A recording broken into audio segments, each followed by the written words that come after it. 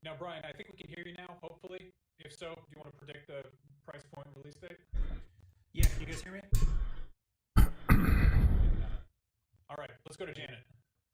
Yeah, I think Jonathan's date is like really well thought out. I just picked a different one just to change it up a little bit. So I'm going with the 17th. It is 1 week after Xbox, but it is still right before Cyberpunk, and I think that can be a pretty good play. As far as price, I'm gonna go on the higher end. I'm gonna say $449 for the digital version and $549 for the physical. I feel like this machine's really powerful. We know the DualSense is an expensive controller. I think it's gonna be really hard for them to hit that $499 that I think so much of us want. But at the same time, I think they're very wary of being too close to that $600 price point because they. What's up, Flossin', man?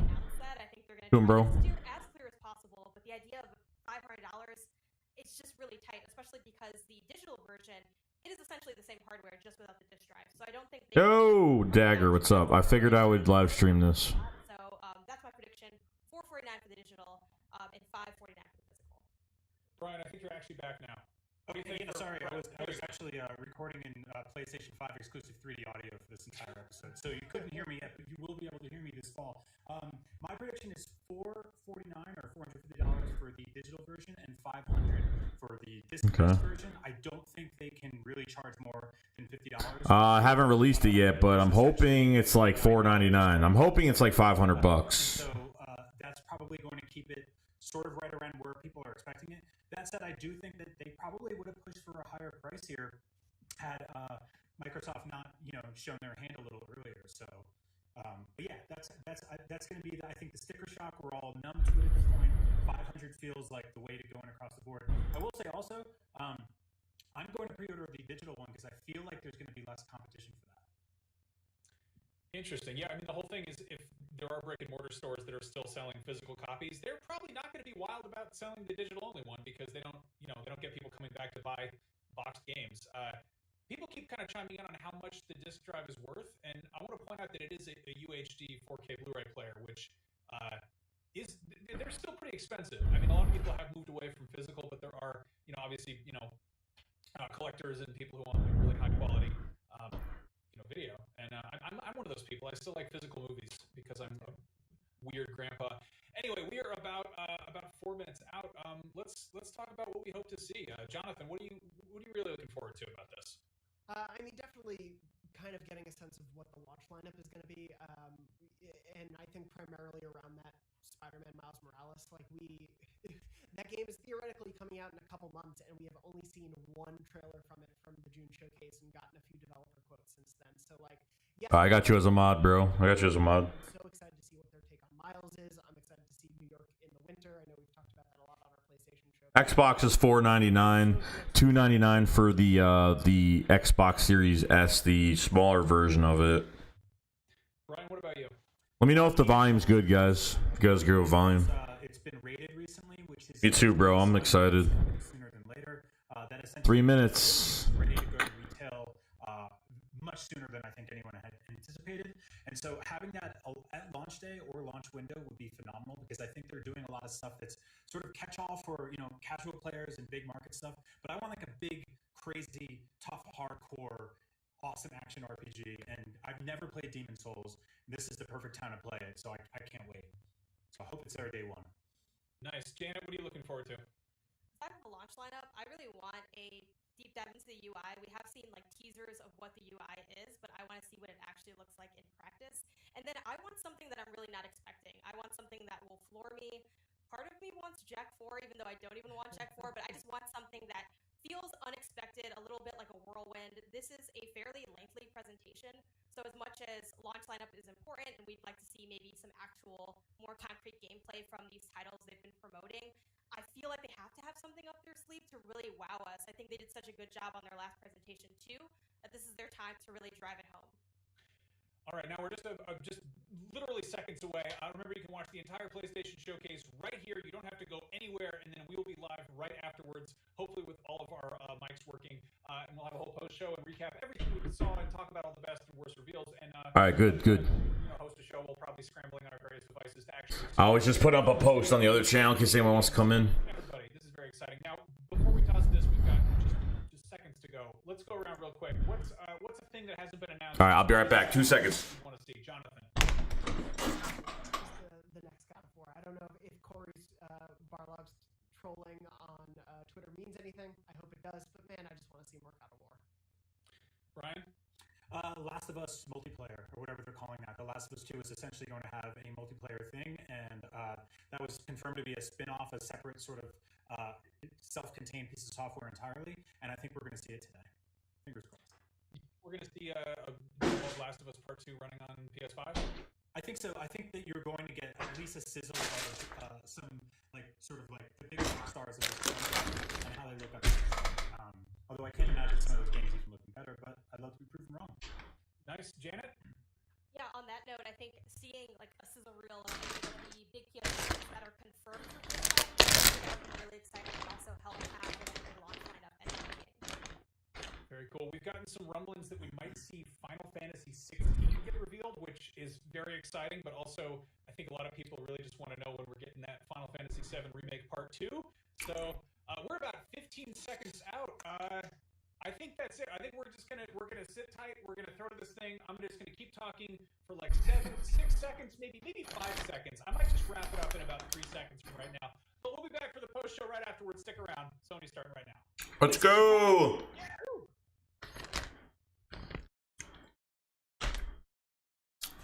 Let's go.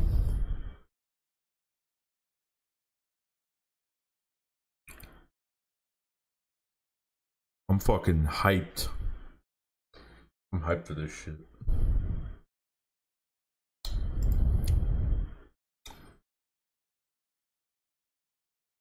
I'm gonna put the chat up.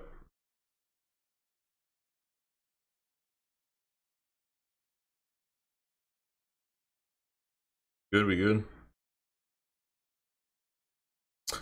Chicken.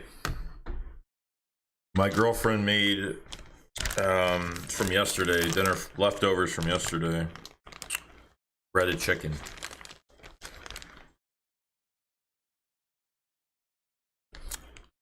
Fried chicken. No, it's just regular chicken.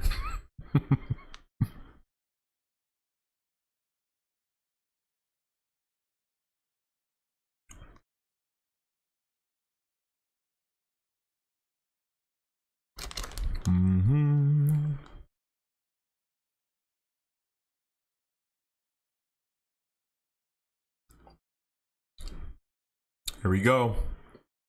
Here we go.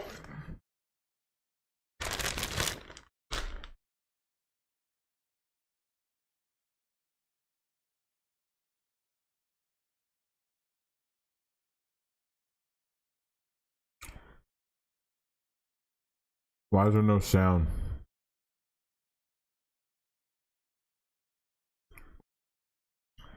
I'm not getting sound. Why?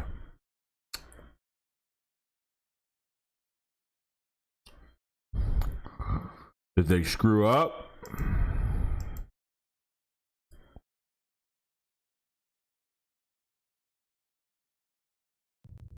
Oh, there we go.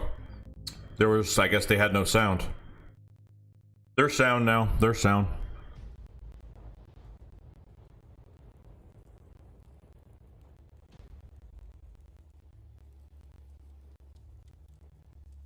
You all know the target.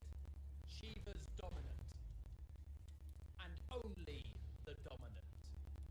How do we even know the girl will be your mum? Our kind do not question orders. We follow them. Sergeant, summon their icon. Oh shit.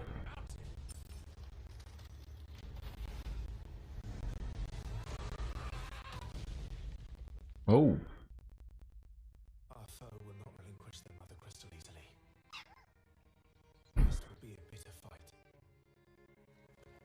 You should not be out of doors. We have discussed this. Come, Joshua. Your father will be expecting us. I am Joshua's shield. I'm sworn to protect him.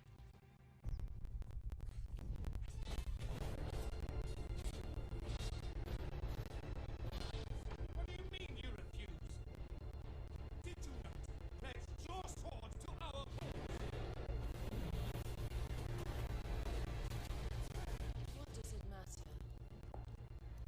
was the Dalmex who drove back the Crusaders in the Battle of the Twin Realms, was it not?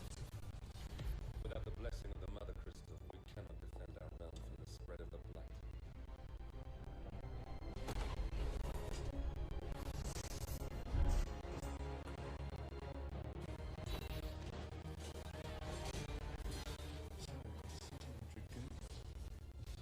Imperial Vipers. Do they really mean to invade us?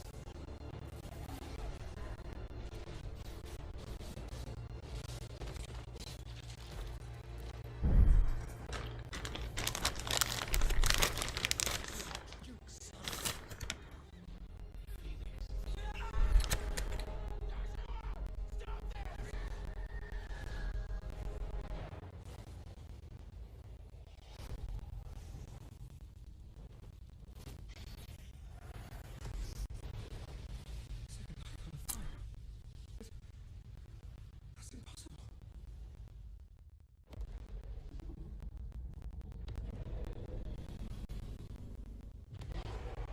Oh, damn. The legacy of the crystals.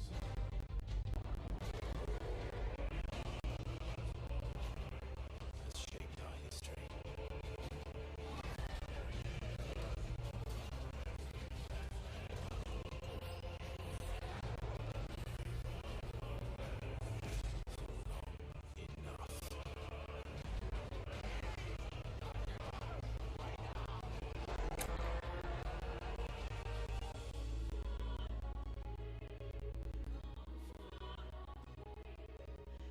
kill you. Last thing I do. Oh, damn. Oh, wow.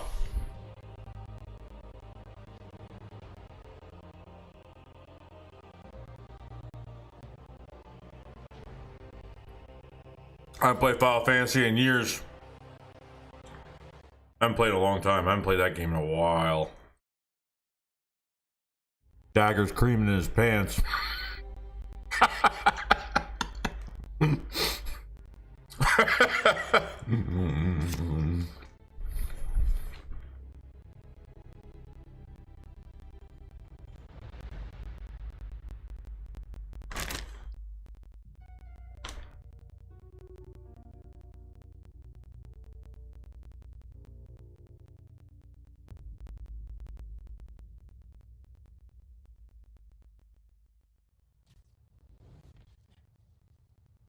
Cold to change out here. Oh, shit. Dang, I'm late for Mom's rally.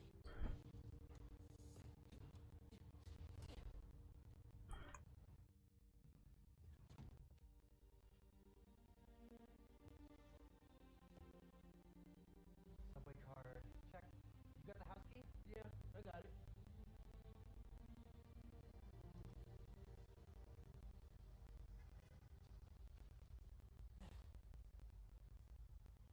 Come on! We're gonna be late!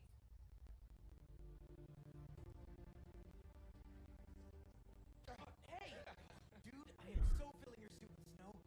Are you still wearing your suit? Yeah, just in case. It's gonna be fine.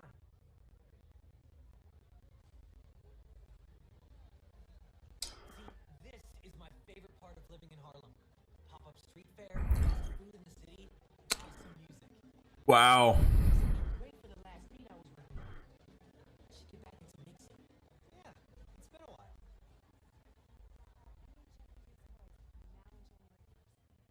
What do you think about Rio Morales? You gonna vote for her? Still hard to think of Mom as a politician.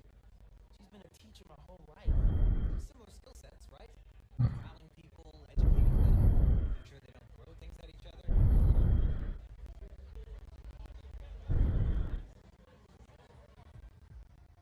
Hi, I'm Brian Porton, creative director at Insomniac Games. We're excited to show you this first look at gameplay from Marvel's Spider-Man Miles Morales. Our story picks up 1 year after the events of the first game. We find Miles' home, Harlem, is in danger. Trouble brews while Miles' mom, Rio Morales, leads an election rally. Mm. Between the devious energy corporation Roxxon and the Underground, a high-tech criminal army led by the Tinkerer starts to break out. In this gameplay sequence, captured on PlayStation 5 hardware, the Underground attack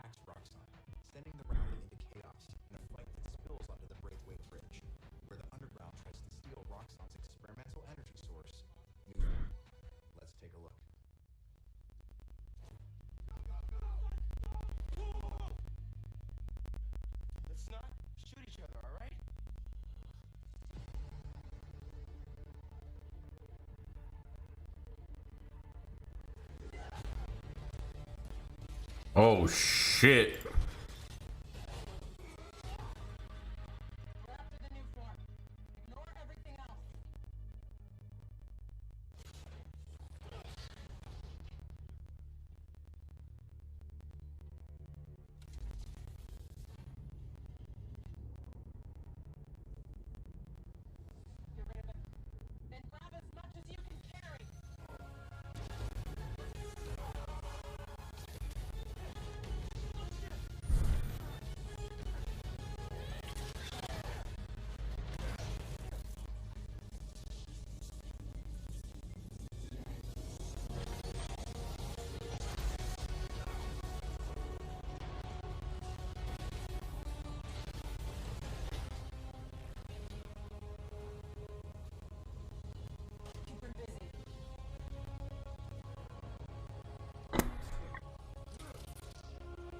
Oh, let's go.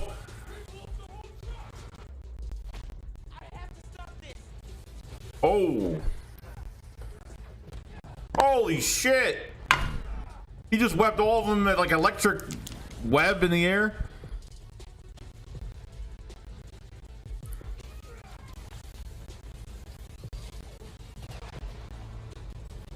Oh my god.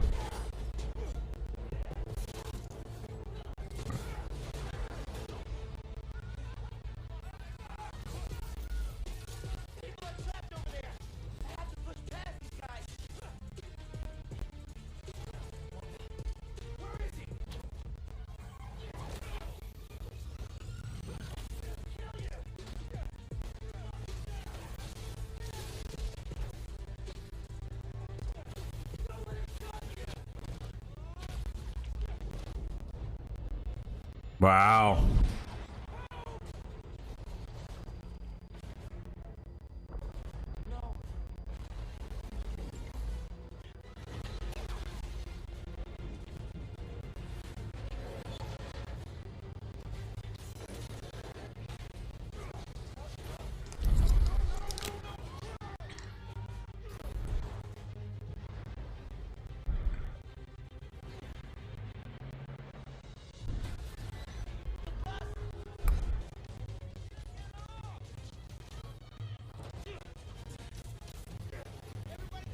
Wow.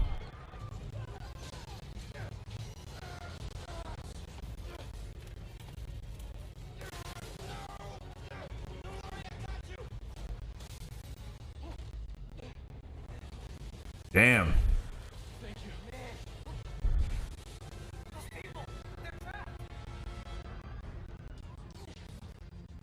I'm hyped too, Sparks.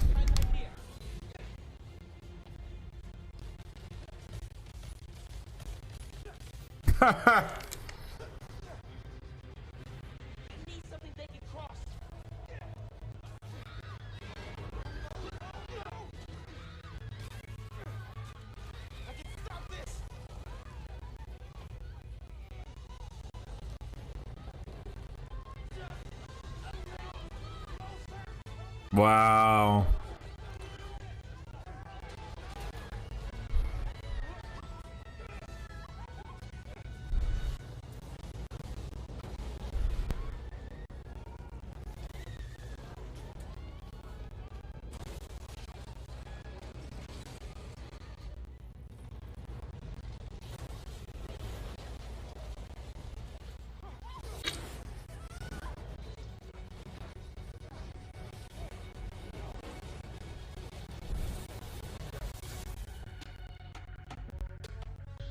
That was awesome.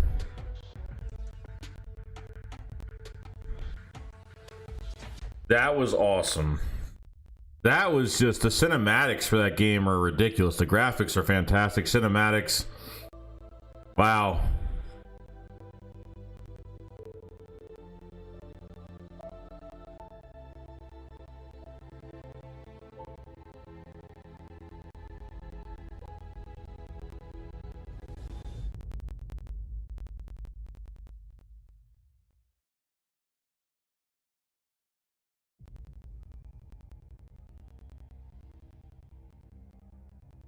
Batman?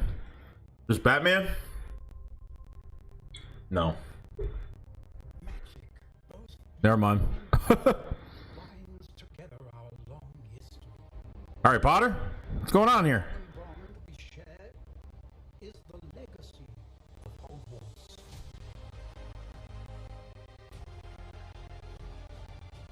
Now it is time to add your own story to these hallowed. It's Harry Potter. Well, we got. I was just kidding. I was just kidding when I said Harry Potter. Every corridor, I'm a diehard Harry Potter fan, so.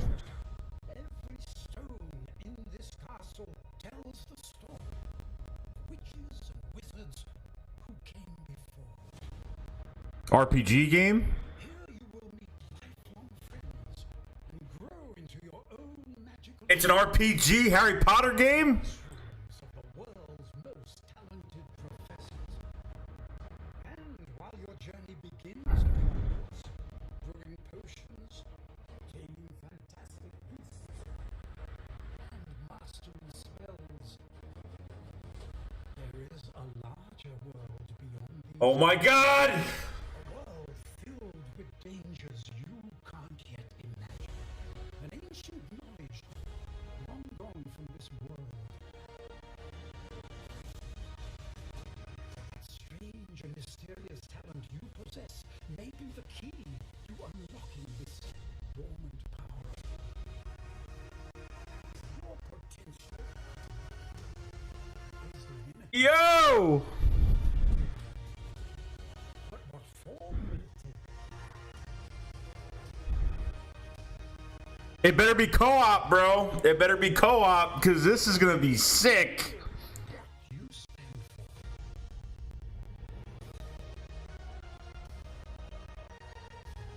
The choices you make now Oh my god. Is this exclusive?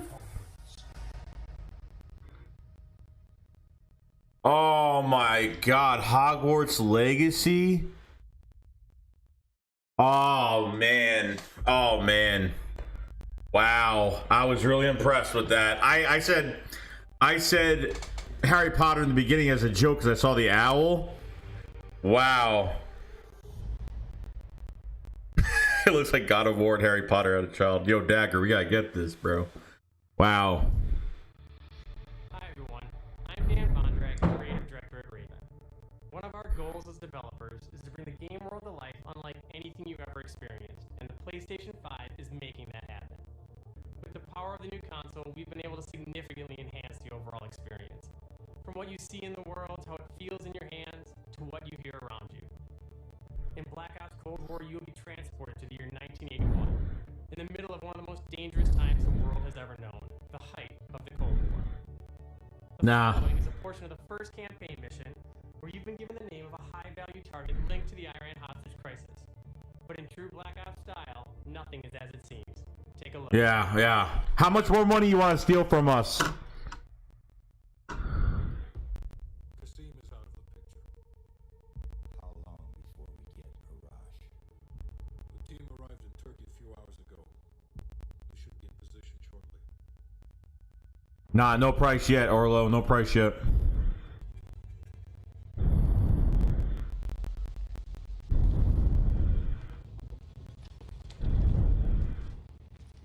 Airfield's just up ahead. Let's go find this shithead. Priorities to ID Arash. I don't care. Yeah, PlayStation is killing Microsoft. I didn't like the lineup for Xbox at all.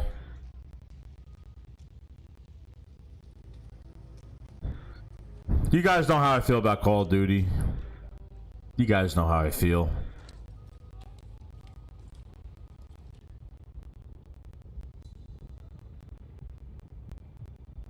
Incoming trunk, left side.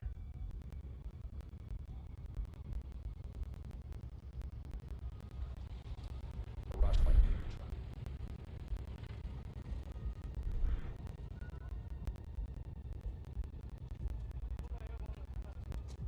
Where the kid make out his face yet? I don't want to.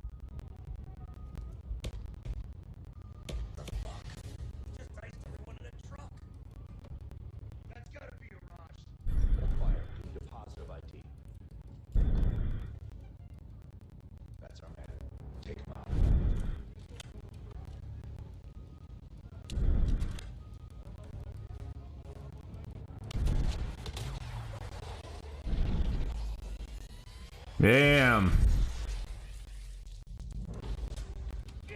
Double headshot.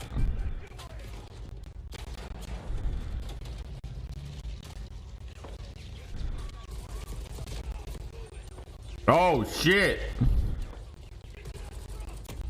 Oh, he put the grenade on him. Oh, shit. Oh, knife through the head, and he shot. He put a knife through his head and shot him in the face.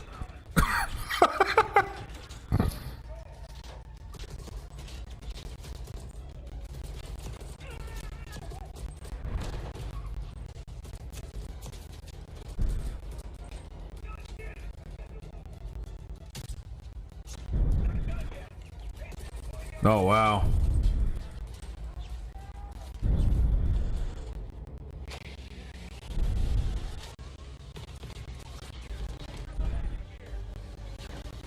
What?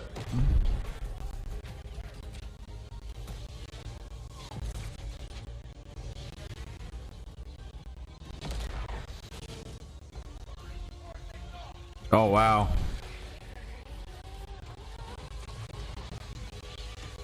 He's gonna try to get in there.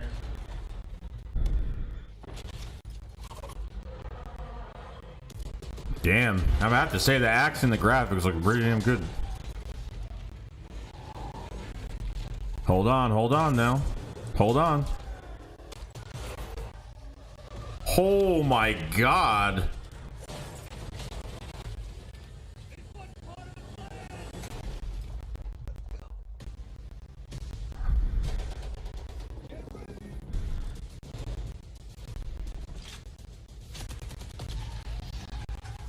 Is that Robert Redford? Is that Robert Redford? We hope you enjoyed that sneak peek at the campaign for Black Ops Cold War. There are many more twists and turns along the way as you begin to unravel the truth, and we can't wait for you to play it soon. In addition to the story campaign, Cold War features the next generation of multiplayer online combat. Wow. And an all-new awesome zombies experience. Today, I have the special honor to announce on behalf of my friends at Treyarch that the PlayStation community doesn't have to wait to play multiplayer. Starting this Friday, PlayStation players will be able to play the multiplayer alpha exclusively on PlayStation 4. For those of you that are watching at home on your PS4, should we try it out? Starting tomorrow. We can't wait to see you online Friday and through the weekend. Enjoy the rest of the show. I'm just gonna never mind.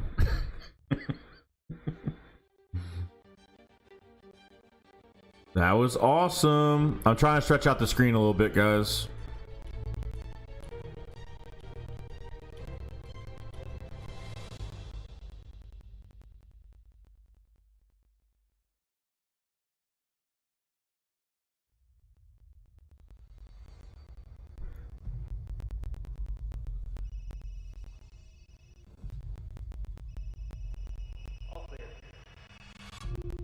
Don't move! Chris? What the hell? Take him away.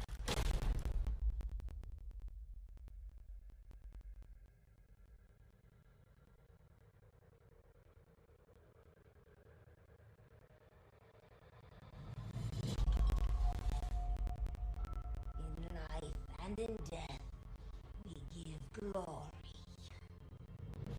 The bell tolls for us all. Resident Evil? They're coming again.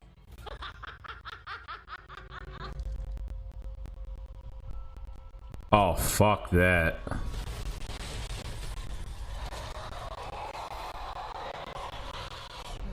Mia. Quit being so paranoid. Yeah.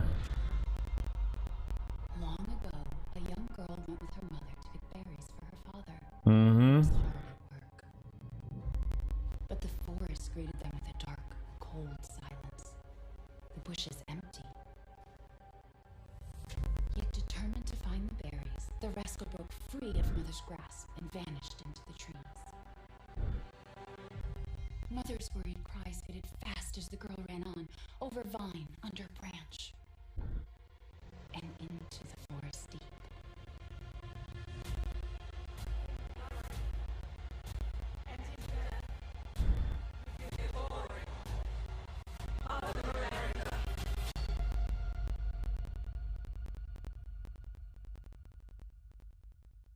It's just a local tale.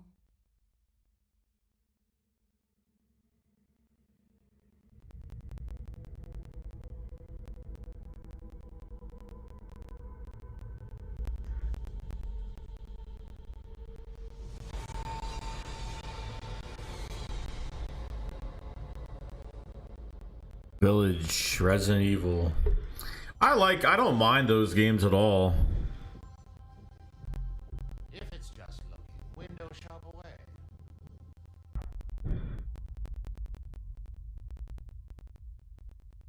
Okay. Haven't played Resident Evil in a while, but used to play them back in the day.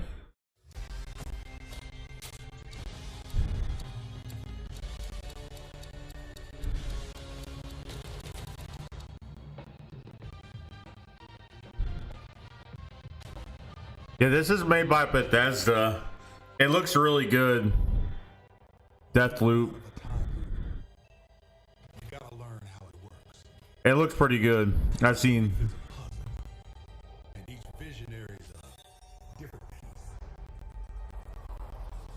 Here's Igor.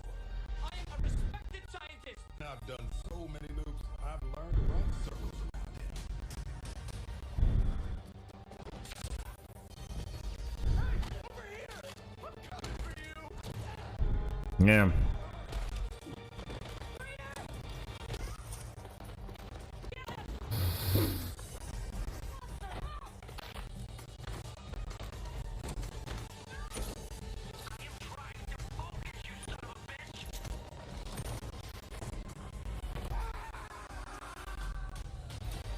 I've tried taking my targets out one by one more than I can remember, but there is never enough time.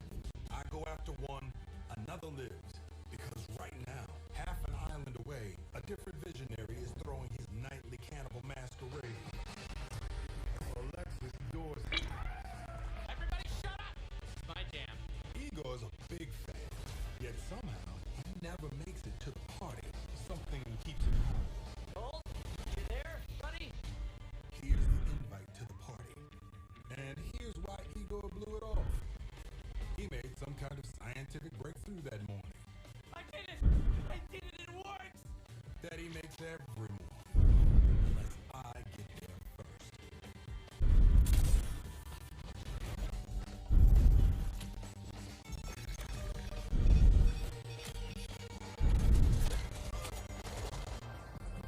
No experiment. No breakthrough. No reason for Igor not to drink his disappointment with I don't know, man. I'm hoping there is, but I heard rumors there might not be. We'll see, though. I'm not really sure.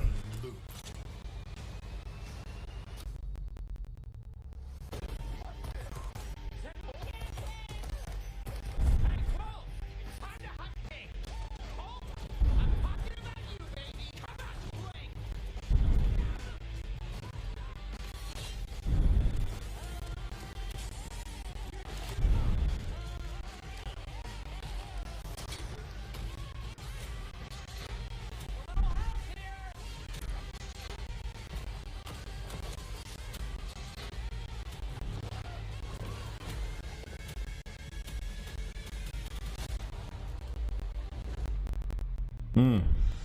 8 targets on my list. Every one of them with grand plans for eternal life. To break the loop, I gotta break the rules.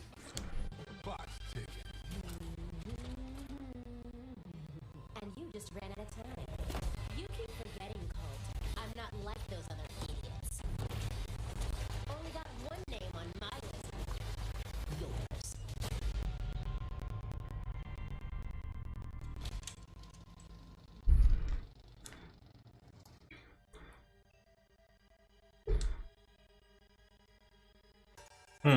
Another exclusive.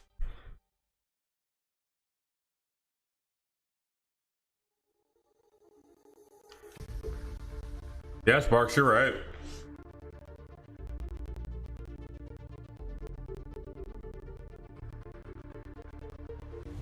I'm telling you that happens plus God of War 2 running outside naked. You know if the volume's good, guys. I don't know if it's loud enough. That day, if our positions were switched,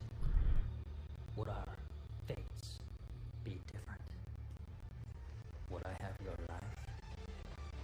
And you mine? You a demon?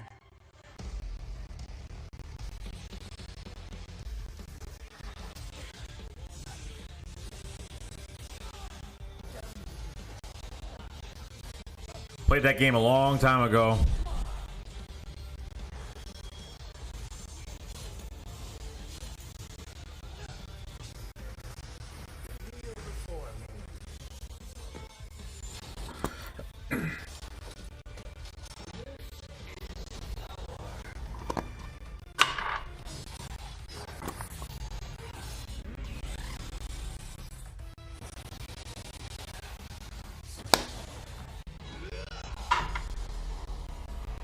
Dagger's disappointed. He's like, oh.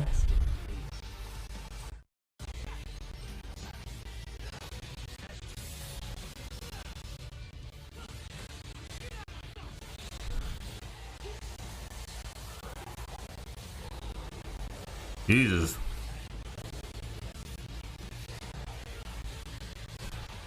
I like the music. Music's pretty good.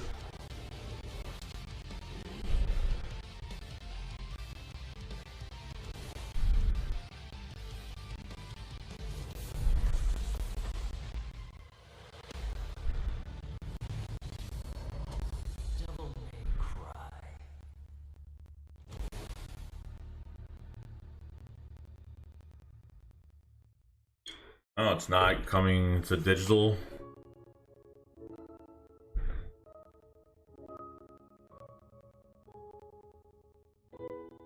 We'll see. It's gonna be between 5 to 6.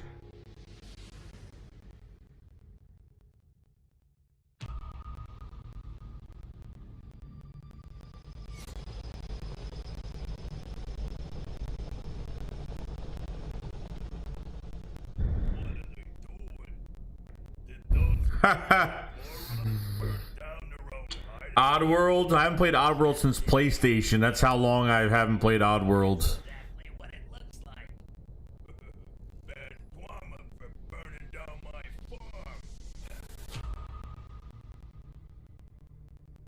Hi, I'm Lorne Lanning, creative director of Oddworld Soulstorm. And we're excited to bring you an all-new exclusive trailer from the game. Here, our unlikely hero, Abe, finds himself fresh off the back of freeing his people from the nefarious Rupture Farms. He thinks the journey is over, but soon discovers it has only just begun.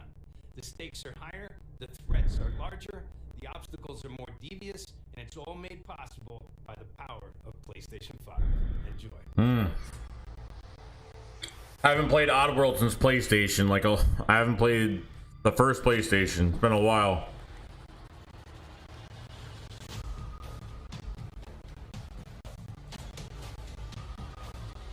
Oh, wow.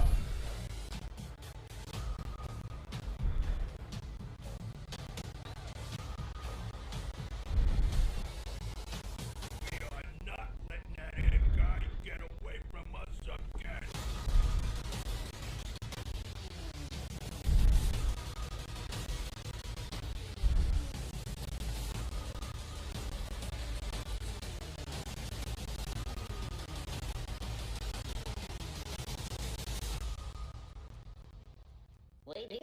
Why the holder? I could go for a sandwich right now. We gotta get out of here. Come on, let's get out of here. My tummy's growling. I'm hungry.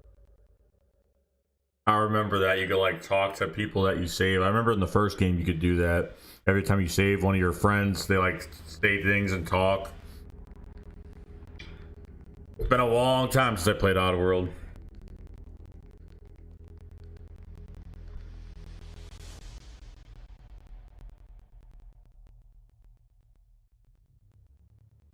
Gregory, your friends are worried about you.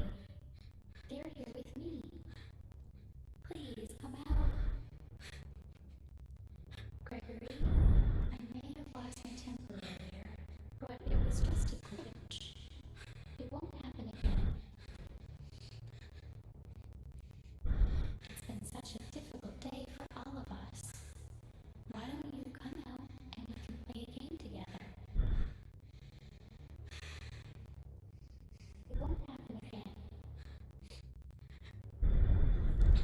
The hell?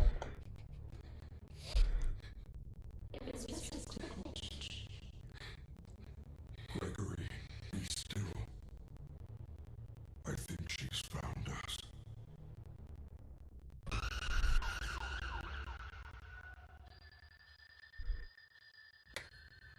Is this Friday? Yeah, I was about to say that.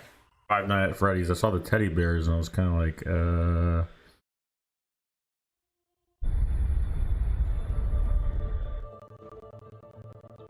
Okay. Didn't show much there.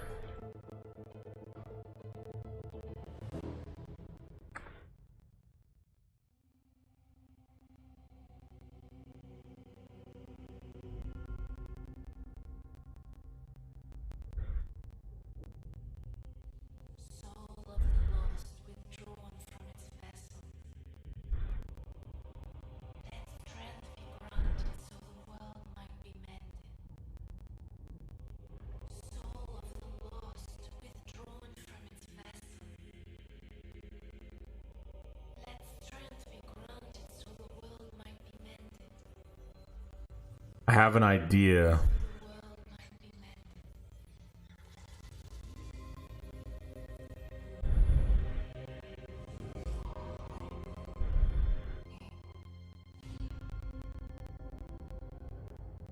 This is a new Dragon Age game, is it? Is this Dragon Age? No, probably not.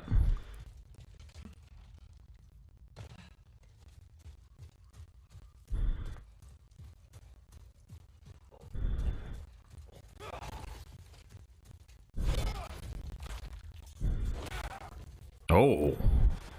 I like middle-aged games with magic.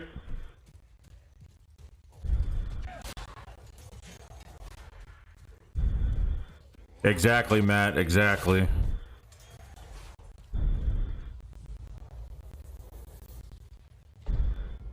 The only thing that's gonna move Xbox is probably Halo Infinite. Is the only thing that's gonna move Xbox right now.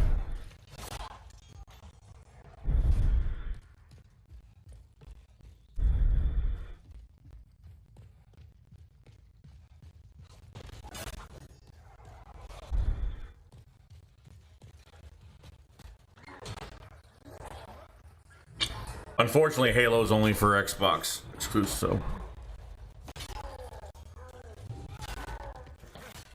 I like this.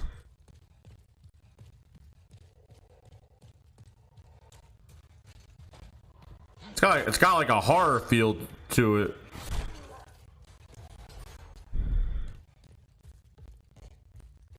Very quiet.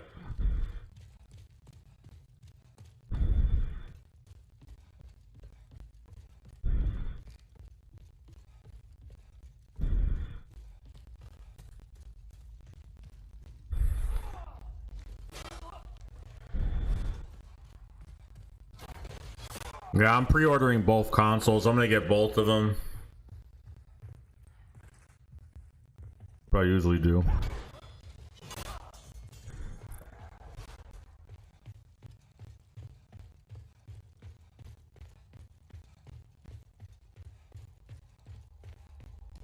The game looks awesome. Dark Souls? Is this Dark Souls? The way he went through that door in that cloud door, that's gotta be Dark. Is this Dark Souls? It's gotta be Dark. It's definitely Dark Souls. And it looks fantastic. I mean, Dark Souls is one of the hardest games to play.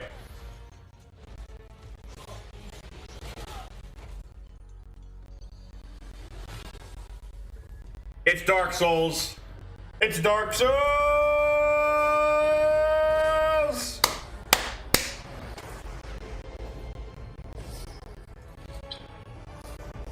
As soon as he went through that door with the clouds in it, I said that's to go to a boss fight. That was definitely Dark Souls.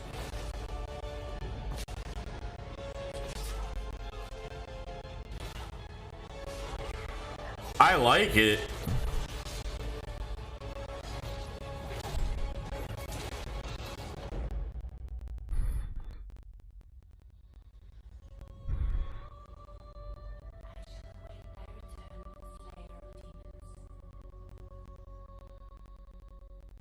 Oh, Demon Souls. It's definitely.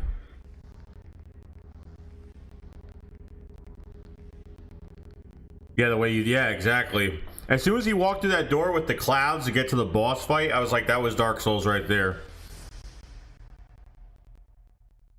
I had a feeling.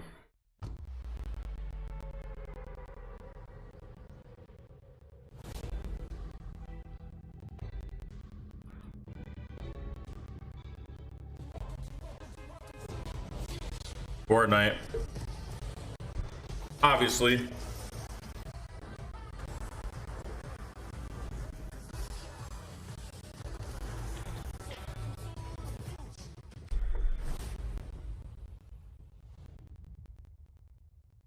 No, I won't be playing that, so. Oh, just saying it's coming to PS5. It should, well, obviously it should be on everything should be on PS5. That's what I'm afraid of with this console, with these. I'm afraid that they're going to, that everything's not going to be backwards compatible, and I hope it is, because I'm going to be mad if it's not. I'll pass. I'll pass on Fortnite. A new PlayStation Plus benefit. All right. God of War, Bloodhound, Monster Hunters, Final Fantasy. Got Fallout.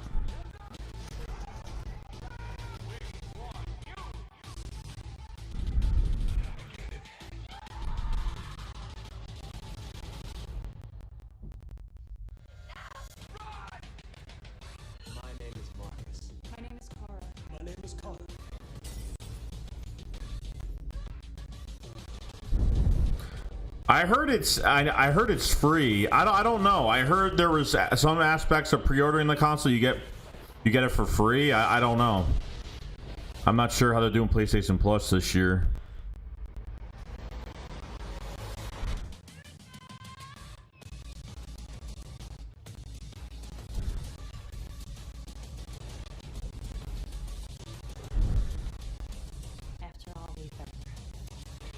Last of Us Remastered.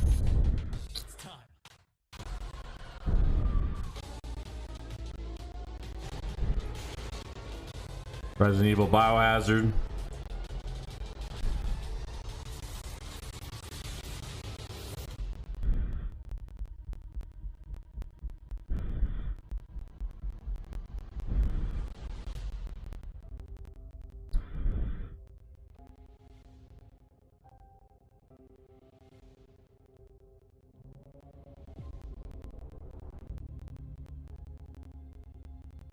PlayStation Plus collection coming to play. Yeah, how much is it? They didn't say a price, how much it is. Unless it's free. I heard it was gonna be free, but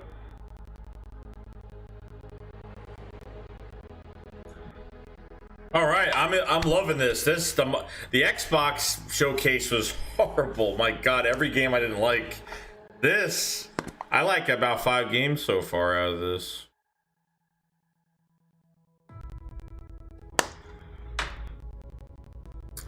Hey.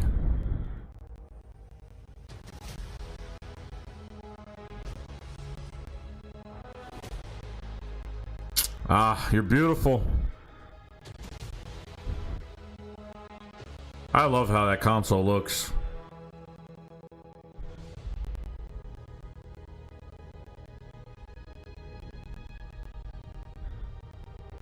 Yeah, hell no, $900.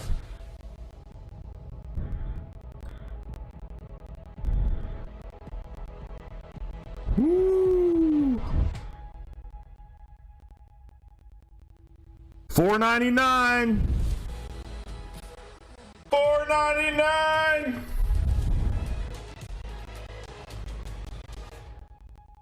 November 19th. So now you know.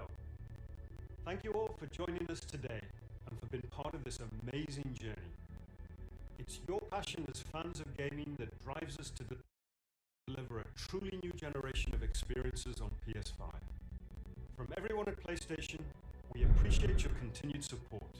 We look forward to you getting your hands on PS5 very very soon. To close, let me leave you with one more quick look. What? What?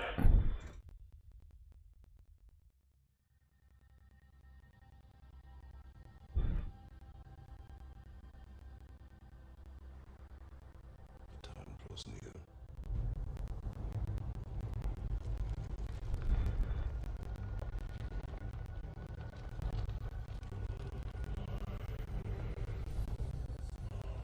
What is this, Skyrim? What is this? Elder Scrolls?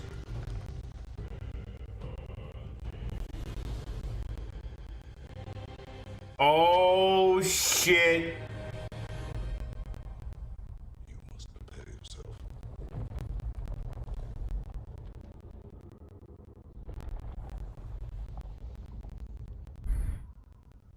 Ragnarok is coming. Huh.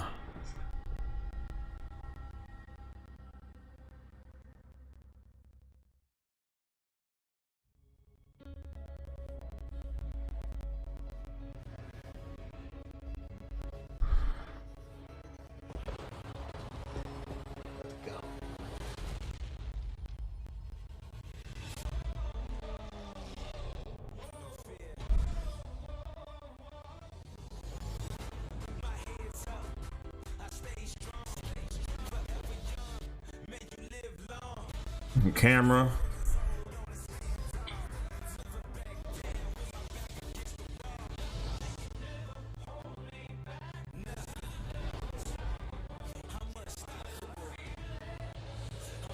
That was God of War.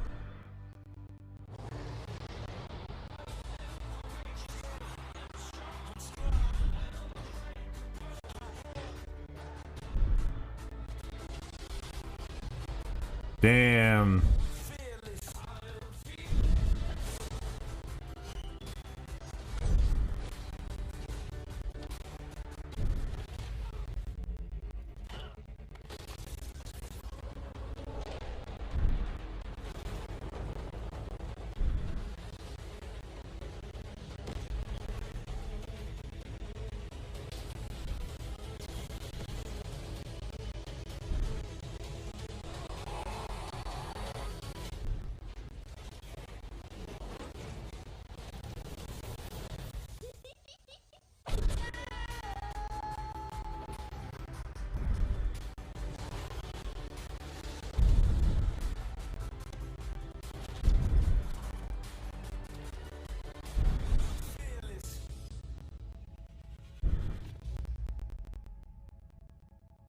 Oh yeah.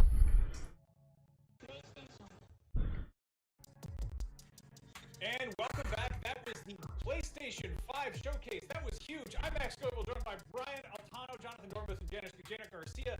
We finally have a price point and a release date for the PlayStation 5, both models.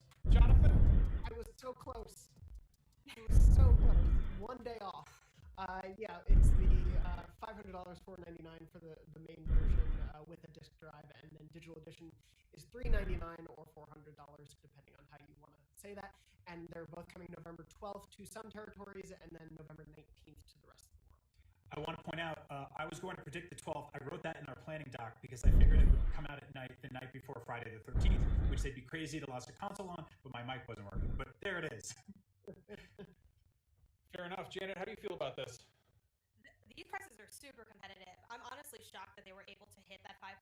I was just really skeptical based on what they are offering and the fact that it really feels like they don't need to do that. They, were more successful this generation.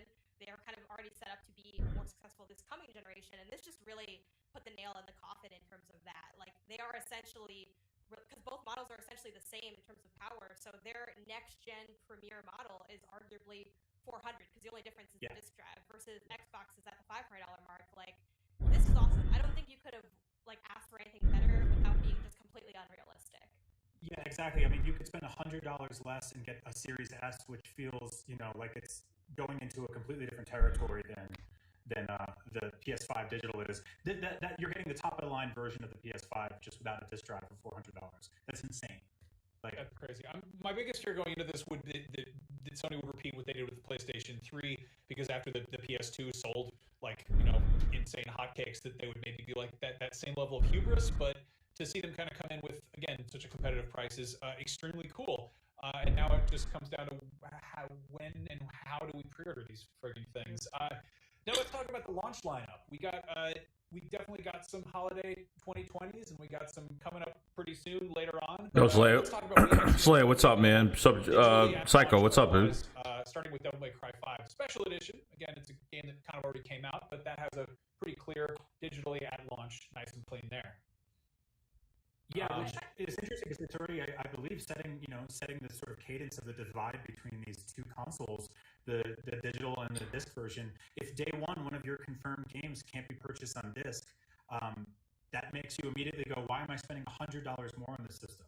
I think they're kind of setting the course here because, like we said in the pre-show, they get all of the profits of selling something digitally themselves rather than selling a disc through a third-party brick-and-mortar retailer or something like Amazon. So it only makes sense. Yeah, I was going to mention that same thing. It definitely puts a damper on. Like for me, I'm getting the physical version that takes discs, and for it to be at launch but not physical, which also sometimes implies that there might be a physical launch later. It just sort of puts the physical space in an awkward situation where it's like, well, do you either want to wait longer to maybe get your game, or do you want to buy it twice for the culture? And that's never really a great spot to be in. It is something that if you're a physical media fan, you probably ran into this situation several times, especially with indie games. But for something of this caliber to be released at launch but not have the physical version, obviously COVID could be playing a role in that, but it sets kind of an uncomfortable tone for the next gen if you are someone that loves physical media like me. Yeah, we also, Fortnite's going to be available at launch, which is cool if you don't already have that on 15 other devices. The really exciting thing in terms of the launch lineup, I don't know if this really counts as launch titles per se, because it's existing games, but the PlayStation Plus collection is kind of a huge deal, which is basically this massive library of PS4 hits that are going to be just available for any PlayStation Plus subscriber if you buy a PS5, which I feel like those usually come with a little slip of paper that says, like, here's a free week of PlayStation Plus. This is massive. You'll probably get a free week of the month with the PS5, I would assume, and then they'll maybe even do discounts this holiday for PlayStation Plus prices. But yeah, this is such a smart move. One, for people who missed any of these games during the life of the PS4 but have had a PS4, and then two, for anyone who is someone who didn't have a PS4 this generation and wants to catch up on these really great titles, you don't have to also get a PS4. You can get a PS5 this holiday and jump into all these really, really great first and third-party games. I think it's a really smart move to have right at launch.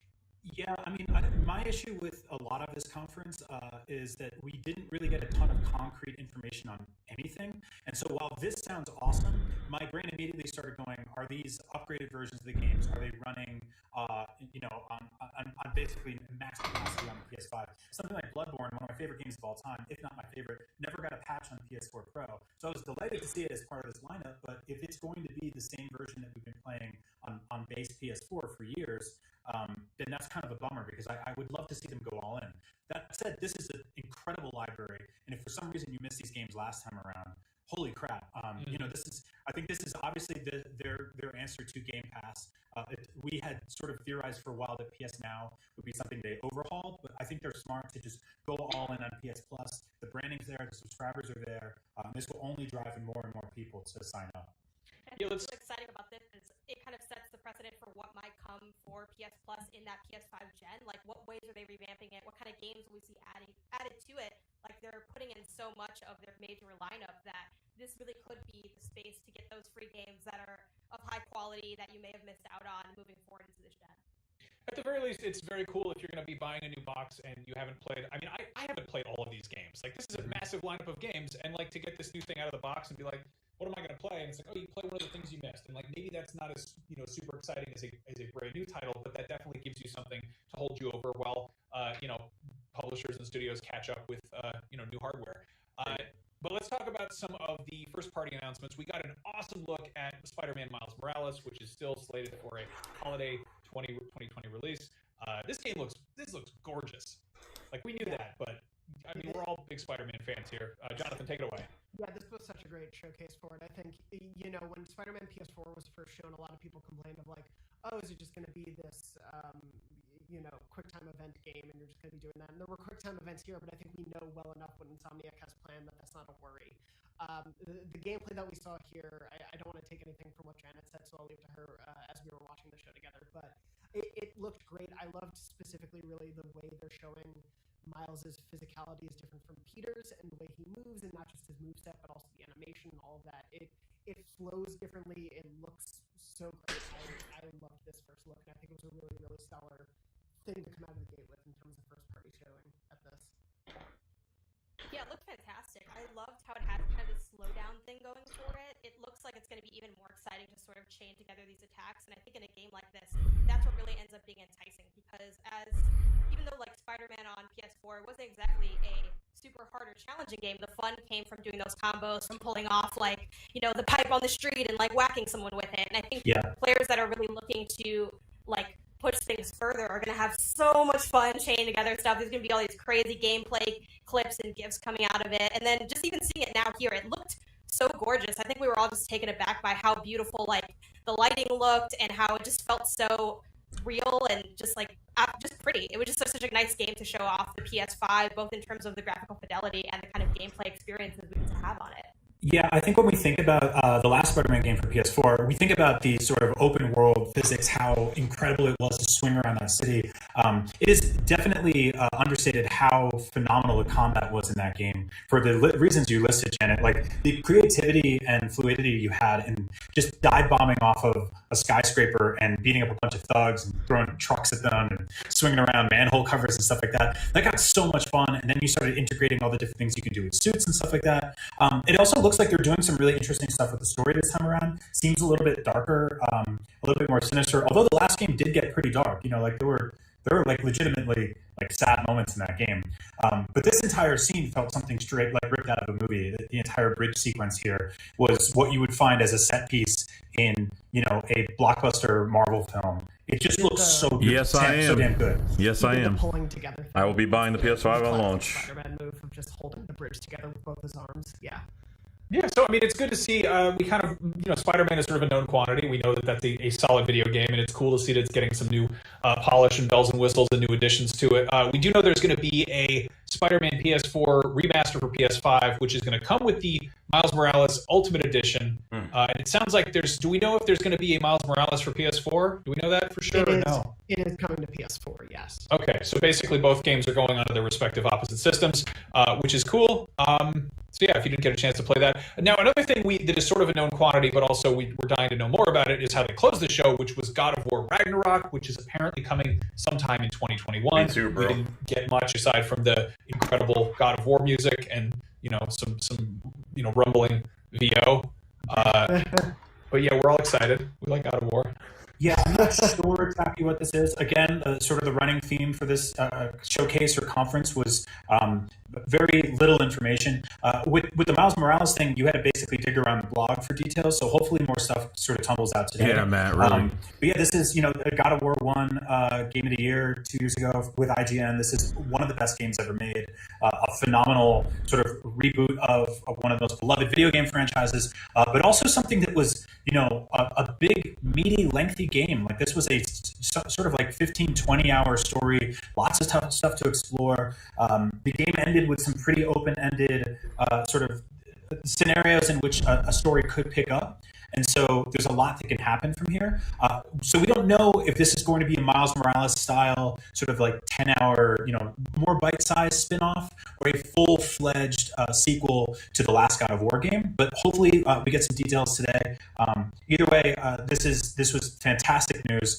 And Max, like you said earlier, I think for people who haven't played God of War in a while or haven't played it yet, it'll be their day one on PS5. Probably a while. PS Plus collection. So super cool. A good chance to catch up, and I'll probably play it again. Yeah, that's exciting. And also the fact that it has a 2021 on there is pretty cool. I think just getting that's a whole year for things to release it, and there's always the chance it gets delayed. But I feel like that's not that far away. Whereas when God of War was first revealed, we were sitting around twiddling our thumbs for like 2.5 years before that actually dropped.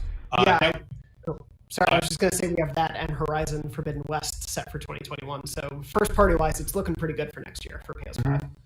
Now we also got some incredible third party stuff. The whole presentation kicked off with one that sadly, I feel bad for the surprise that wasn't on their side. But Final Fantasy 16, which was heavily rumored, which is a substantial demo. Like we got a lot, or not a demo, but like a lot of gameplay got shown off, and a lot of, you know, as you'd expect, gorgeous Final Fantasy graphics, which is taken a nice change back to medieval fantasy, right which now I is know a lot of about. people were kind of hoping for after, you know, driving around in a Cadillac with the boys in 15. I know PS Plus now is about $20 a month, but I know for the holidays they're gonna make deals for PS Plus, so it'll probably be a lot cheaper than $20 a month. Who kind of dips in and out of the Final Fantasy franchise. I'll play one for a few hours, or I'll play one to completion, and then I'll play another for 3 or 4 years. I do really like the very fantasy-focused version of this one, especially coming off of 7 Remake, at least, which obviously is more technologically focused and everything. This is someone who's gotten a little bit more into fantasy storytelling in the past few years. I'm really interested in this one, especially knowing you can kind of just jump into whatever Final Fantasy. I'm really excited for this one, and like you said, I can't believe it's next year. Yeah, I think the big news here is them sort of stating at the end of the trailer, you know, PlayStation console exclusive. It's also coming to PC, of course, and we're going to see that a lot. But that was a big sort of like kick in the door from Square Enix and Sony today. I saw some like sort of theories kicking around on social where people were kind of had the idea that you were playing as one character across multiple timelines rather than like a full-fledged traditional JRPG party, which is a really cool concept. And it makes me very interested in seeing this because I think that's just different and new enough. And God, it looks gorgeous too. That's a good Marlboro. Janet, what was your take on Final Fantasy? I'm much similar to Brian because I'm not really a Final Fantasy person, so I was just excited that, hey, this is a console exclusive. It gives me more reasons to have a PS5, or at least beefs up that PS5 library, which in this showcase, you know, I feel like there wasn't a whole lot to get excited about that we didn't already know, and because that launch lineup was kind of thin, it at least says, okay, well, this is something that we have like guaranteed. It may not be coming out like day and date, but it's slated for later. It's something that, like Jonathan said, beefs up what 2021 looks like, even if like the tail end of 2020 isn't exactly the most exciting thing to have on PS5. Now, moving on, speaking of fantasy stuff, Jonathan, I know you're very excited about this. Let's talk about Portkey Games' Hogwarts Legacy, which is a Harry Potter game that's not really a Harry Potter game. Let's talk about this. You're putting me on the spot, man. Yeah, so there was a leak. I want to say it was maybe 2018. It's been so long. But basically, there was a leak of a Harry Potter game that was set years ago, like decades, if not hundreds of years ago, was the alleged rumor. And it was going to let you create your own Hogwarts student and essentially play through your own story at Hogwarts. WB has since then not said a single word about whether or not this game was real. They've just pretty much stayed quiet until this trailer, and we saw that it's called Hogwarts Legacy, and seems to line up with the leaks that we saw that time ago. So it's going to be set in the late 1800s. You seem to be a student at Hogwarts, getting to explore, go to class, hang out with all the cool, fantastical, weird creatures in that world, and all this stuff. This couldn't have been revealed at a worse time for the Harry Potter franchise, I would say, as a longtime Harry Potter fan. The timing of this is not great, and so I feel for the devs who have been working on this game for obviously years. And the timing is unfortunate, but at least the work they're doing, it seems like the Harry Potter game I always wanted when I grew up reading those books. And so if it can deliver on that, it can let you go to the classes you want to go to, play Quidditch, explore all the secret hallways and dungeons of the school and whatnot. That is a really, really cool prospect for Harry Potter. I'm huge into Harry Potter. I do think Harry Potter has been kind of struggling with this idea of what do we do outside of Harry Potter? Like, that storyline went really well, but some of the other things that have come out since the books ended and the movies ended have sort of been lacking, I think, for a lot of fans. Admittedly, I haven't dug into a lot of them because they have been lacking for a lot of fans, so I just wasn't interested. Yeah, so we'll see what they do with this one. I mean, there's like a lot of lore to pull from, but at the same time, trying to pave something new has its own challenges. I think all the problematic elements of Harry Potter aside, I do kind of feel like maybe it's time that we move on from Harry Potter just as a thing itself. But at the same time, you know, I'm a millennial. I read those books, actually not when I was a kid, but way later. I love them. So definitely going to dig into this. I want to see what kind of like weird slice of life things you can do. This trailer is super combat focused, which of course is, you know, exciting because it's magic and there's all these different monsters. But I'm like, yeah, I'm trying to go to class. I'm trying to have some bully sim level experiences within Harry Potter. So that's what I'm looking forward to in this, and how they can really build out that world and the different systems at play outside of just the combat that I think they kind of focused on here. Yeah, I was. It's going to be a weird one because I like was, there, Matt. I don't think there will be I felt any like I was. familiar characters. Like maybe the ghosts will be alive. You know, like maybe nearly headless Nick will have his head, but like Peeves, I guess, will be around. I looked It'll like it definitely was. be, it'll be a lot of the side characters, I think, that have been established. There's definitely characters who've been like alive or through ways been around for hundreds of years. I think the thing about it, at least for me, when it comes to like, I don't want to play a Harry Potter adventure anymore because one, I read the books. Two, I played all of the game adaptations when they came out on PS2 and GameCube and whatnot. And so I think like exploring the other the other sides of this universe is a smart way to go. I just think, especially for a casual audience who knows that story and loves that story, it's harder to hook those people in. Also, I want to point out if there's anybody who's mad that this was revealed during a PlayStation conference, PlayStation is the only console canonically referenced in the Harry Potter books, so it's canon. Anyway, speaking of weird castles full of ghosts and creatures and whatnot, we also got a glimpse of Resident Evil 8, or Village, spelled with Roman numerals. Brian, you're grinning ear to ear. Take it away. Yeah, so this, to me, feels like the not only spiritual successor to Resident Evil 7, which rebooted the franchise and brought it into a first-person mode, but also really bringing it back to Resident Evil 4, spooky castles and weird creatures and goblins and monsters everywhere. Great thing about this is it's bringing a bunch of new horror species into the mix for the first time ever. We've got witches and werewolves and fun stuff like that. But this castle setting, this old town, this sort of like cult setting that's happening here, super Resident Evil 4. I don't know, bro. This It's immediately really shot hard up to to one of choose, my man. most It's really anticipated hard to games of choose. 2021. We got to see more of it today. Interesting thing we did see too is there's sort of like sub-storytelling narrative happening here that switches over to a very distinct art style that's evocative of something like Tim Burton or Coraline or something like that, sort of storybook-ish, which is interesting. I watch a ton of horror movies and I've noticed that a lot of modern horror movies have actually attempted that recently. Most recently, a movie I watched called Hunted did that, where they threw in this sort of like way to tell a story that was separate than the in-game graphics and the shooting with actors and stuff like that. And I think it's really cool.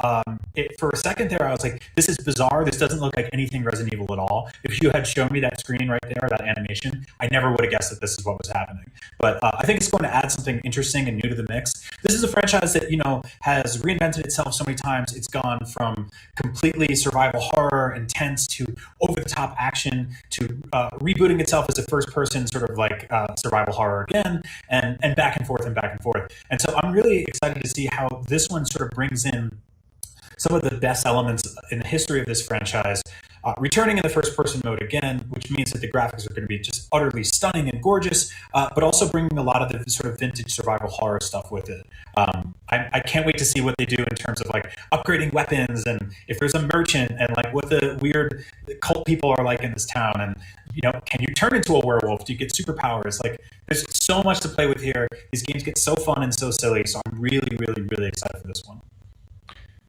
Janet, Jonathan, did you have anything to add about that after Brian? I'm super excited for this too, even though I'm not really a horror person. It's kind of very scary. However, I am new to Resident Evil. My first ever Resident Evil game that I fully played through was 7.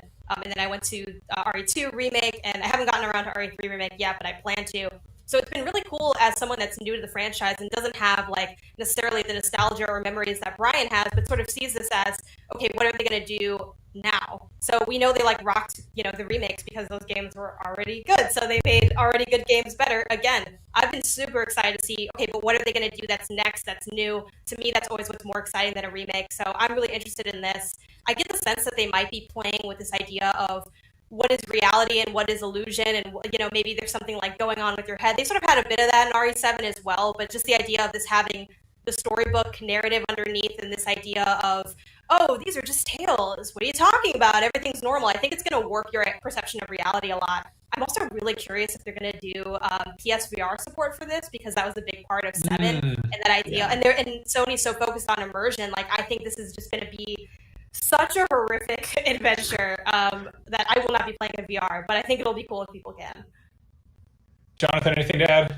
I like spooks. I'm excited for this spook. I don't think there's any more I can say Fair about enough. that. I did just see some breaking news, though, if you don't mind me interrupting. Sure, go for it. Because why put this in the stream, PlayStation confirmed on their Twitter account that pre-orders will be available starting as early as tomorrow from select retailers. Oh, damn. Yeah, I think Jeff Keighley also leaked that on his Twitter, but PlayStation's confirmed it, so that's cool. Yes, we don't know which select retailers yet, but yeah, that's great. So you can relax today. You can sit on your wallet for a little while, call your bank, whatever you get to do. But I've tomorrow never been morning, more relaxed than now. Sure. Oh man, It's gonna happen when we're asleep.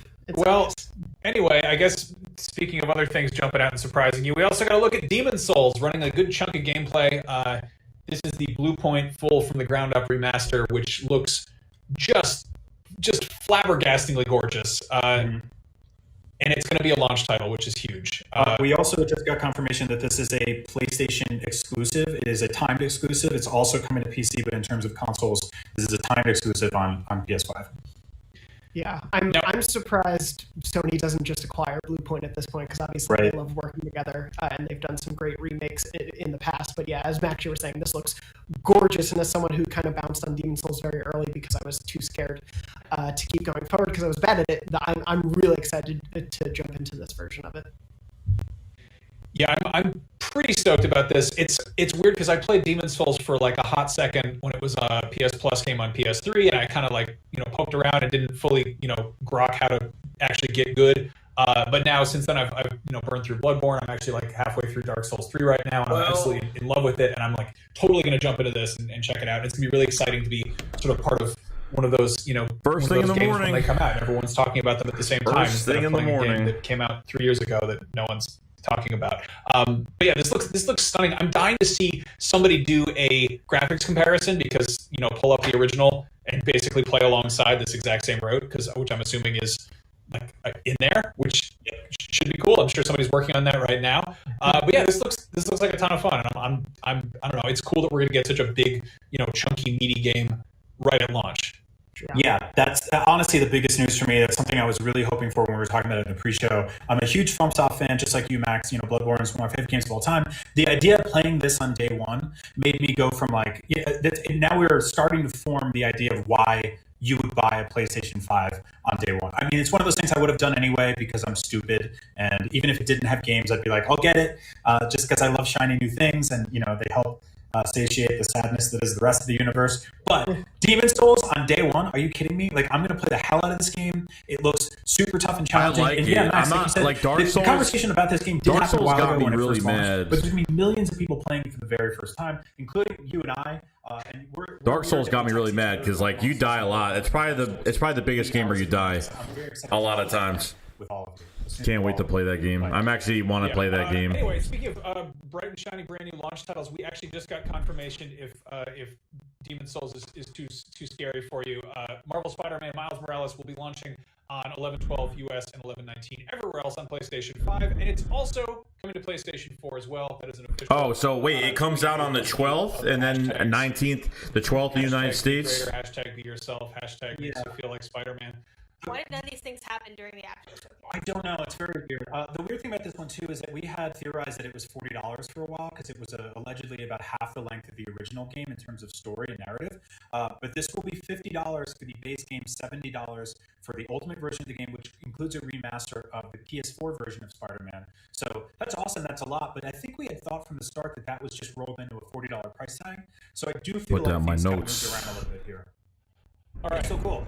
Let's wrap things up. Obviously, there's going to be tons more details popping up and coming out of the woodwork over the next, I guess, hours even. But final thoughts, Janet? Yeah, bro, I've had a gaming channel for a while, dude. I've been putting posts up about the channel. Pretty strong. I wouldn't say I'm disappointed that's also on PS4, because that sounds kind of like, oh, I have less fun if more people can play the games. It's not that. It's just that, we criticize Xbox so much for that. I think it'd be ridiculous not to hold PlayStation to the same standard. Thanks for everyone that putting likes on the video. Do appreciate everybody doing that. The price Appreciate is it. awesome. I'm absolutely going to buy it tomorrow, hopefully, pre-order it if that happens.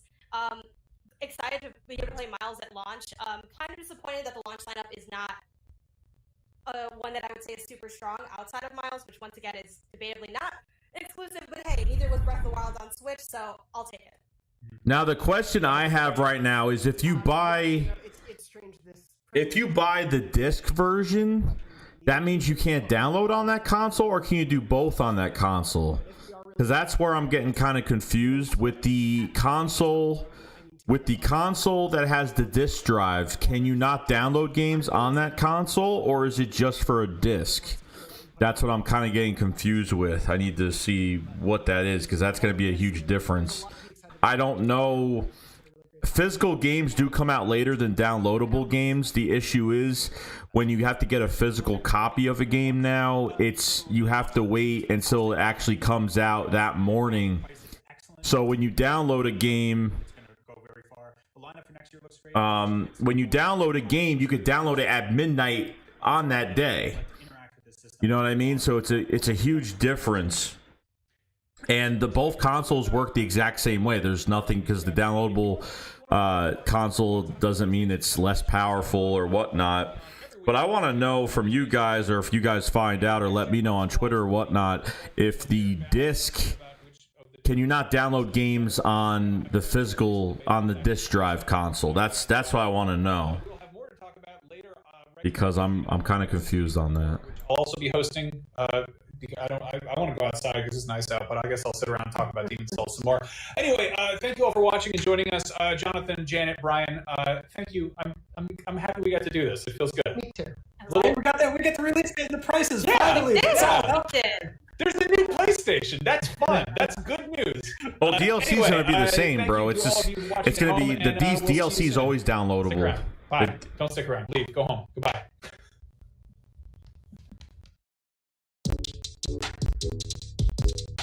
Huh.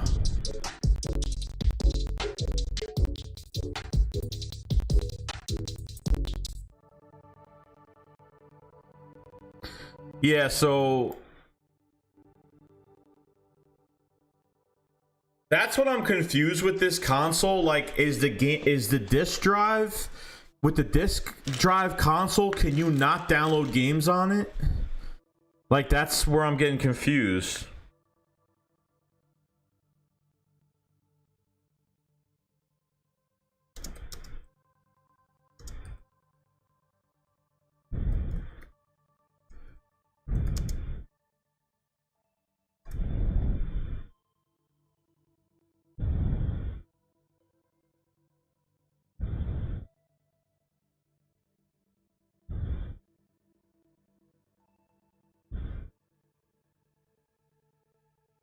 The digital version of the PS5 is 100% digital, meaning it won't be compatible with all games that come on the disc. In order to play games on PS5 Digital Edition, you'll have to download games online. In order to play games on the PS5 Digital Edition, you'll have to... obviously. That's not my question, though. Can you play digital games...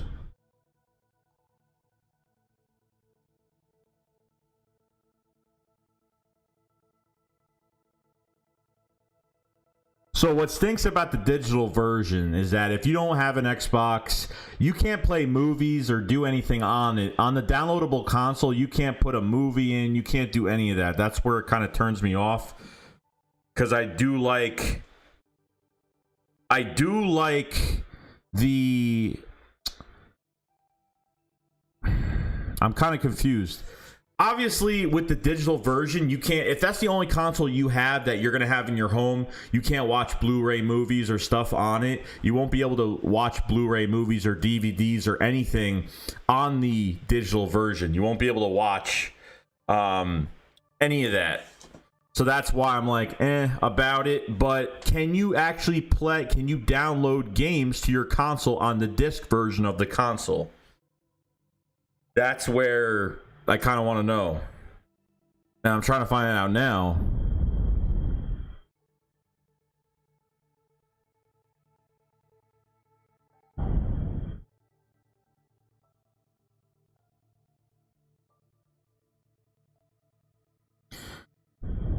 Meaning it won't be compatible with at all with games that come on a obviously. Yeah, I'm going tomorrow. I'm gonna be going to GameStop, put my money down tomorrow morning as soon as they open. As soon as they open tomorrow, I will be there.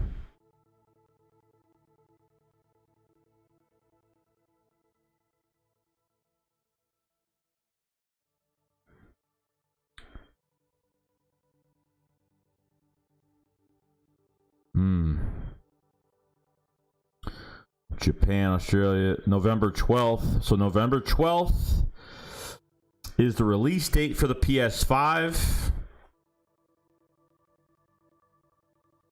The issue I'm having right now, I need to see if you could download games on the You could download games on the standard PS5.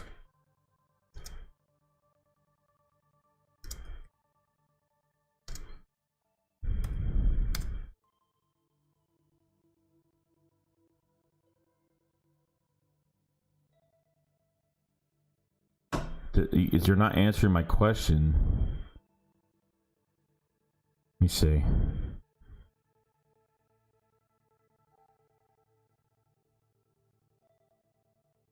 All right.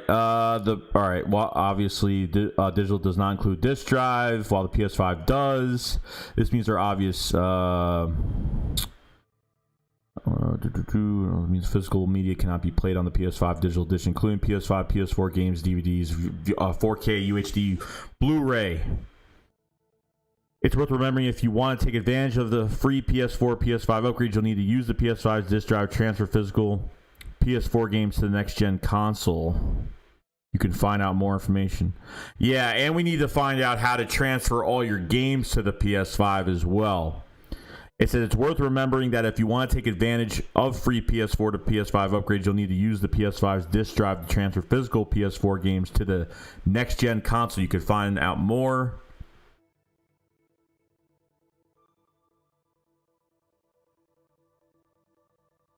If you plan to purchase PS5 games from PlayStation Store, then maybe saving money. The PS5, meanwhile, will give you a bit more flexibility, allowing you to use combination of physical and digital media. If you own any retail PS4 games, then you'll be able to play these. Although both consoles support backwards compatible games purchased on PlayStation Store. Still not answering my question. Still answering, because if I get this disc, if you get the disc console and you can't, I can't find it. I can't find it. Yeah, I'm looking too, Matt. I can't. Well, let me know if anybody knows by today. Hit me up on Twitter. Whatever. I'll be live streaming some Marvel Avengers tonight with Dagger tonight. So yeah, it's giving you a dumb answer. It's pretty much saying, oh, the PS5 digital version, you can only download digital. You can't use a disc for a digital console. No shit. Like no shit. Maybe it's just a dumb question. PS5 disc drive version. Here's a video right here.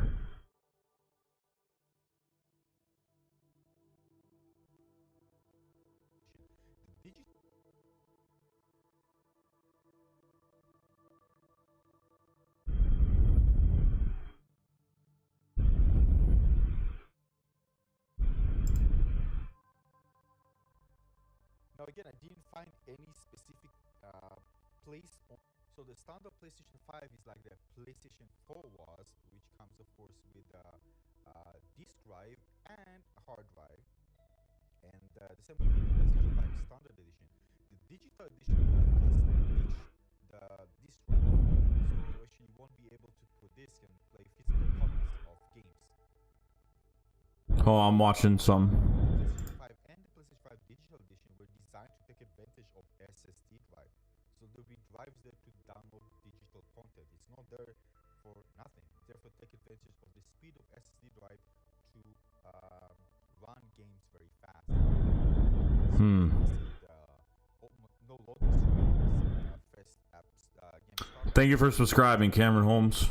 I do think that Sony should put something that kind of Yeah, someone just made a video on it on the 12th of June.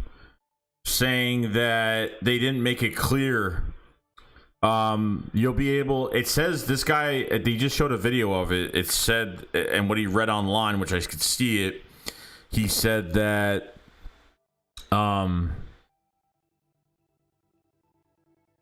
He said that the disk drive version will be able to download games as well. I think buying the digital version is just for people that probably aren't into physical copies, don't want to wait for physical copies anymore. Obviously, it's becoming a digital world now. We're not really physical discs are becoming old school now. I like just having both, so I'd pay the extra $100 just to have both. I don't see why not. I'm gonna pick up physical copies. Maybe, I don't know. To be honest, guys, I don't know when's the last physical copy I really bought of a game. Borderlands 3 is probably the last physical copy game I actually bought.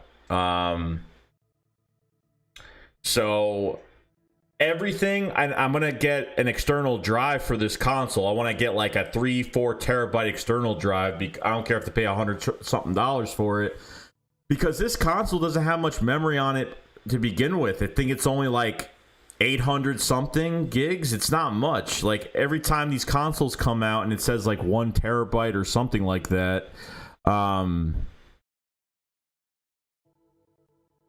every time it says something like that, it never works out.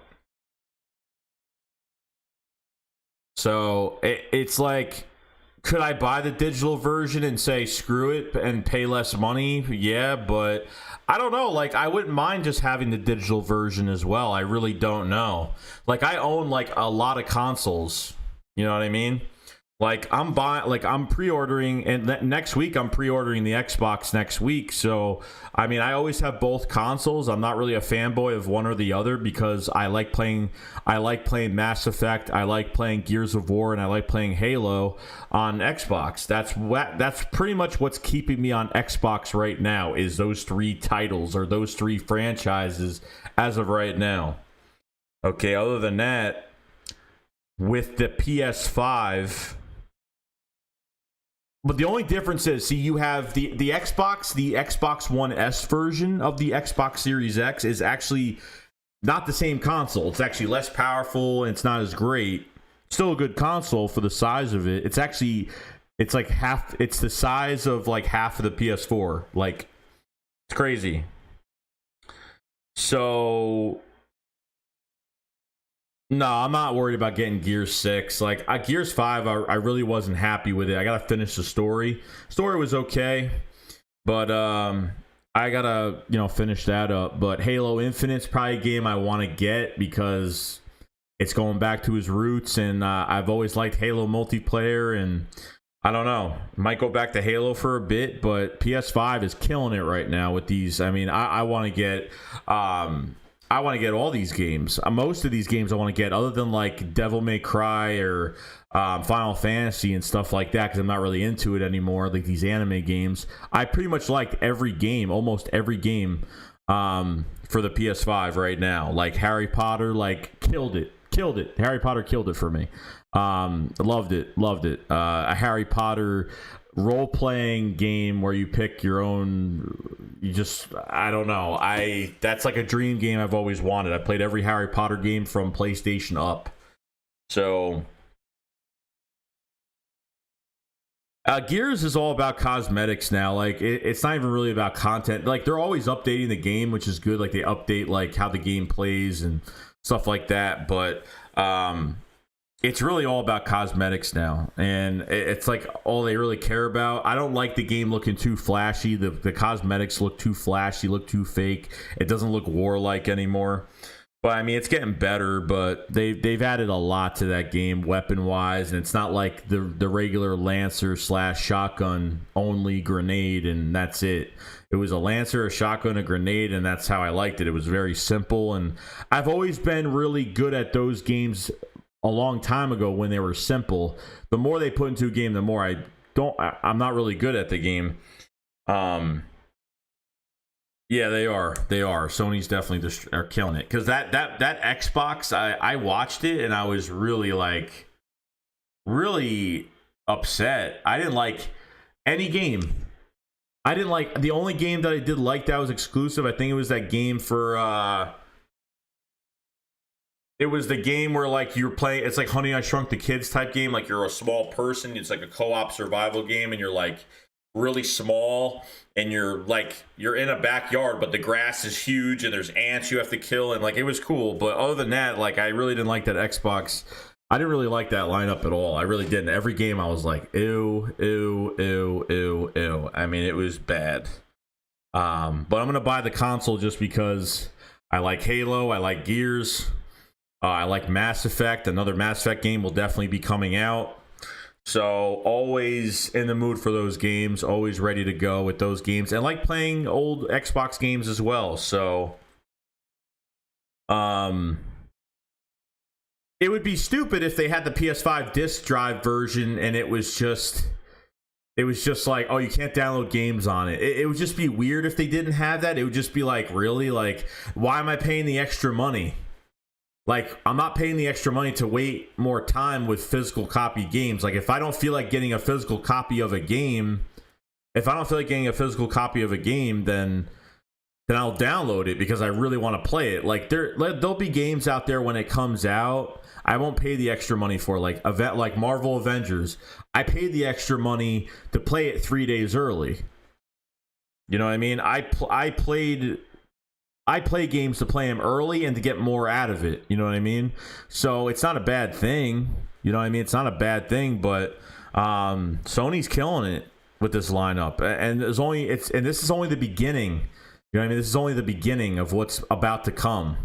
So I'm going to GameStop when they open at 8, 9 in the morning. I'm going to be there with my money in my hand, getting my damn receipt, paying this damn PS5 off, and then going at release to pick this thing up at night, because they're going to have a midnight release for this game, for this console. Most likely you pick up your console at midnight or whatever. I'm definitely going to go grab it, and it's great. You know, the holidays are coming, and I'm not going to get the I'm going to get Spider-Man separately. I'm not going to get it with it. I just want to just get the money for the console and just, you know, put my money into that. This way I have it. It's done.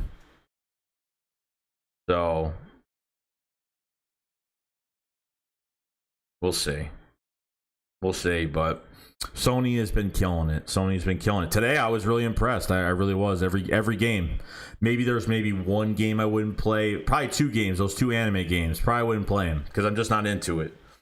But was really, really happy with it. I was really happy with just the lineup that they had today. So yeah, should be exciting. I know Dagger's really excited. So I'm going to talk with Dagger tonight. So join the stream tonight. No, it's all good, bro. Join me and Dagger tonight. We're going to be playing some Marvel Avengers tonight. And we'll probably be talking about it, most likely. So probably like 10-ish, 10:30-ish. I'll probably be online. Probably 10 o'clock at night tonight. Probably be online. So check out for that. I don't know. It's going to be hard for me to go to sleep tonight because I need to pre-order this. Once I pre-order this, I'll be fine. Like, I'll be fine. You know what I mean? Like, I need to, you know, relax because I'm going to be on edge all night until I get this console. You know what I mean? I'm going to be on edge. As soon as I pay it, I have a receipt that is paid. I put that in my lockbox and call it a day. And this way I know I have a copy of it. I'm good with it. You don't need to do the whole campaign for Marvel Avengers, by the way. You have to get to a certain point where you unlock multiplayer. Right before you do that, you'll be fine. Because Dagger's not even that far at all. Like, I'm a lot farther, but he is not that far at all. So I appreciate you. I wasn't planning to do this today. I knew it was coming on. Dagger said it was at 1 o'clock p.m. and then I saw it was Pacific Standard Time, so it wasn't coming on until 4.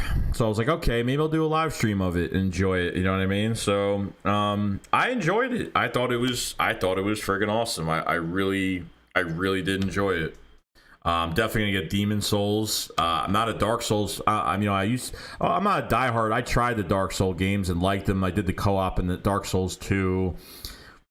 I just died so much. I was just getting frustrated because that's the most frustrating game about the Dark Souls, when you die and you have all your souls and you lose all of it by dying. So you have no other chances. I'm excited too, man. So other than that, that's about it. I'm gonna head out. I'm gonna go chill out, hang with my girlfriend for a bit. That's it. So we're going to talk more about this tonight, probably while we're playing some Marvel Avengers. So look out for that stream tonight. I know a few of you will be there. Matt, I know you'll be there. So other than that, guys, that's it. Thank you for joining the PS5 showcase. It was very exciting and awesome. And I'll see you guys later.